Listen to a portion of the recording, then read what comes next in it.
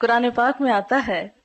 وَمِنْ آيَاتِهِ أَنْ خَلَقَ لَكُم مِّنْ أَنفُسِكُمْ أَزْوَاجًا لِتَسْكُنُوا إِلَيْهَا وَجَعَلَ بَيْنَكُم مَّوَدَّةً وَرَحْمَةً إِنَّ فِي ذَلِكَ لَآيَاتٍ لِقَوْمٍ يَتَفَكَّرُونَ۔ اس کی قدرت کی نشانیوں میں سے ایک نشانی یہ ہے کہ اس نے تمہارے لیے تمہارے ہی جنس کی عورتیں پیدا کیں تاکہ ان کی طرف مائل ہو کر سکون حاصل کرو، اور تم میں محبت اور مہربانی پیدا کی۔ بلا شبہ اس میں ان لوگوں کے لیے نشانیاں ہیں جو غور و فکر کرتے ہیں۔ نکاح اسلام کی نظر میں ایک عبادت ہے، نیکی کمانے کا ایک ذریعہ ہے،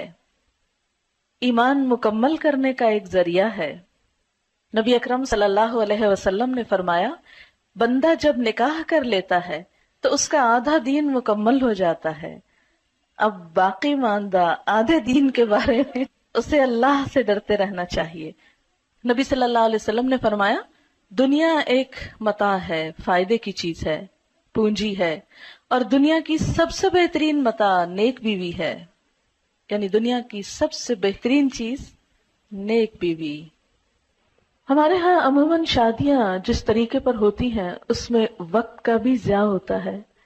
پیسے کا بھی ضیاع ہوتا ہے، اور ایک بھیڑ جمع ہوتی ہے اور بکھر جاتی ہے۔ انجوائمنٹ صرف کپڑے اور کھانے تک رہ گئی ہے، گویا اپنی صرف جسمانی ضروریات کو پورا کرنا اور صرف مٹیریلسٹک اپروچ کی حد تک خوشی کا تصور ہونا اب مسلمانوں میں باقی رہ گیا ہے،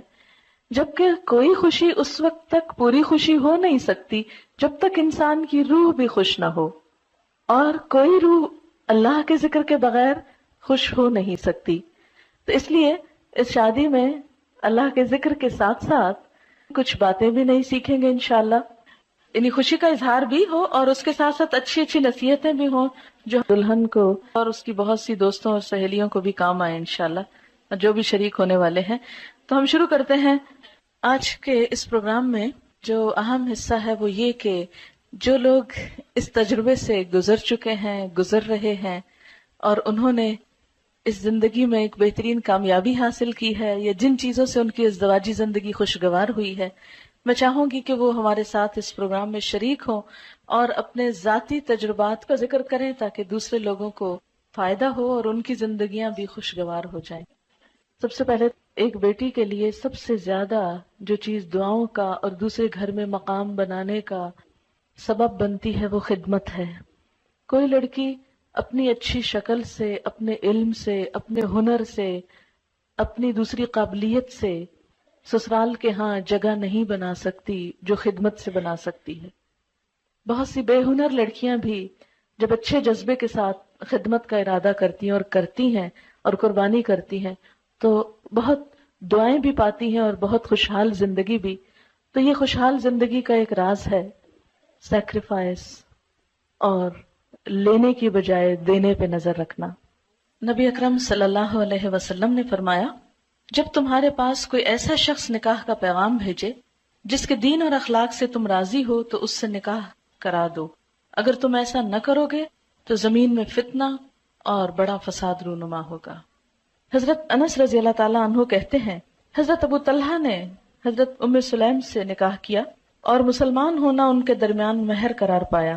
حضرت ام سلیم ابو طلحہ سے پہلے مسلمان ہو چکی تھی۔ ابو طلحہ نے ان کے پاس نکاح کا پیغام بھیجا۔ ام سلیم نے جواب میں کہا میں مسلمان ہو چکی ہوں، اگر تم بھی اسلام لے آؤ تو میں نکاح کے لیے راضی ہوں۔ ابو طلحہ نے اسلام قبول کر لیا اور یہی ان کے درمیان مہر تجویز ہوا۔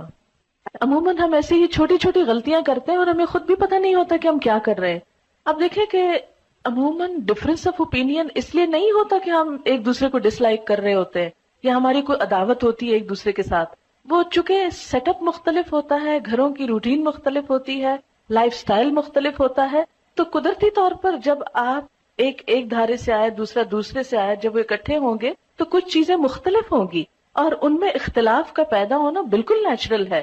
اگر آپ اپنے آپ کو دوسرے کی جگہ پر رکھ لیں تو آپ سوچیں اگر میں اس بیک گراؤنڈ سے آتا تو میں بھی ایسا ہی ہوتا، تو اس لیے مجھے دوسرے کو معاف کر دینا۔ کبھی پبلکلی اپنے ہسبینڈ کو کنٹراڈکٹ نہیں کریں، کیونکہ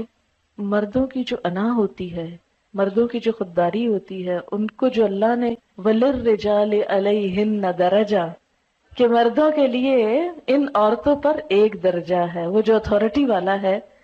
اس کو چیلنج نہیں کریں کبھی،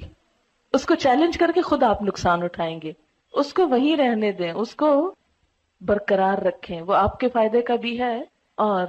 اگر اس معاملے میں اس نصیحت پر عمل ہو جائے کہ ٹھیک ہے اختلاف بھی ہو گئے، آپس میں محبت سے بھی انسان ایک دوسرے سے جھگڑتا ہے، روٹتا ہے، سب کچھ چلتا ہے، ایک نیچرل لائف کی علامت ہے، لیکن لوگوں کے سامنے نہیں، کیونکہ شوہر اپنی بے عزتی کو ہمیشہ دل میں رکھ لیتے ہیں اور پھر جگہ جگہ انتقام لیتے ہیں اور زندگی تلخ کر دیتے ہیں، اس لیے ایک کڑوا